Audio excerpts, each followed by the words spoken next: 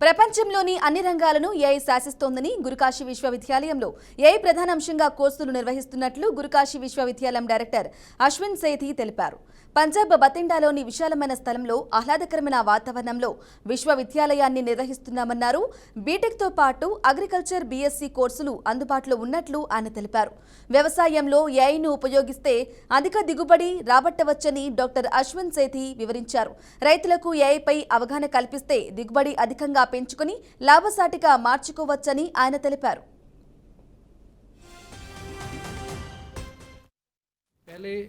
Pesticides का really हम use करते थे without any prescription.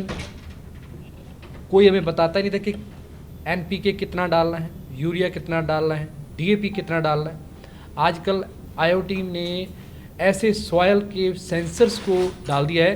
If we insert that sensors in the soil, वो सॉयल के आपके बता देगा कि किस कंपोनेंट की कमी. इससे पूरे इंडिया में डेवलपमेंट जो है वो जीडीपी इसका ग्राफ अप इसलिए जा रहा है. It will help the both the technologies of artificial intelligence and quantum computing.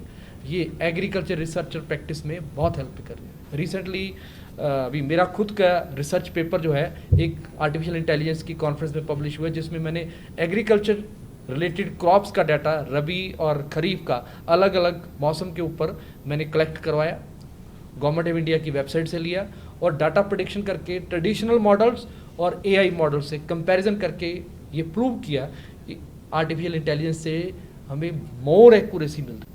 ఇండియాలోనే ఎంఓయూస్లో అక్రెడిటేషన్స్ అంటే మనం పర్మిషన్స్ అంటాము.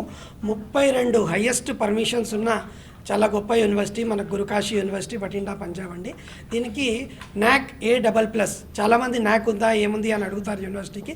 నాక్ A++లో ఇండియాలోనే సెకండ్ హైయెస్ట్ గ్రేడింగ్ ఉన్న యూనివర్సిటీ మన గురుకాశీ యూనివర్సిటీ అండి. అంతేకాకుండా ఐకార్ అక్రెడిటేషన్ సెకండ్ రెన్యువల్ కూడా కంప్లీట్ చేసుకోబోతుంది.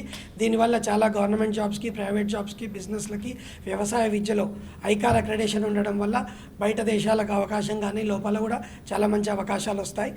28 అత్యాధునిక బిల్డింగ్స్ ఉన్నాయి మన యూనివర్సిటీలో. 4 గ్రౌండ్స్ ఉన్నాయి. ఇంటర్నేషనల్ స్టేడియం కూడా కన్స్ట్రక్ట్ చేస్తున్నాము. ఇంతే కాకుండా చాలా మంచి 7 హాస్టల్స్ లోపల ఉన్న చాలా పెద్ద యూనివర్సిటీ అండి మన గురుకాశీ యూనివర్సిటీ. దీనివల్ల మన తెలుగు విద్యార్థులు ఆల్రెడీ ప్రతి సంవత్సరం 150 నుంచి 200 మందికి పైగా, అంటే ఇప్పటివరకు 1000 మందికి పైగా మన యూనివర్సిటీ నుంచి కంప్లీట్ చేశారు. ఇలాంటి అత్యాధునిక అంటే వ్యవసాయ విద్యలో విప్లవాత్మక మార్పులని మనం చెప్పుకోవచ్చు. ఎలాగంటే వ్యవసాయాన్ని కంప్యూటర్ సైన్స్లో అంటే ఆర్టిఫిషియల్ ఇంటెలిజెన్స్, క్వాంటమ్ థియరీలో కలిపారు. బీటెక్ని ఈ ఆర్టిఫిషియల్ ఇంటెలిజెన్స్ని అగ్రికల్చర్ బీఎస్సీ 4 ఇయర్స్ ఆనర్స్ కోర్సులో కలిపి చాలా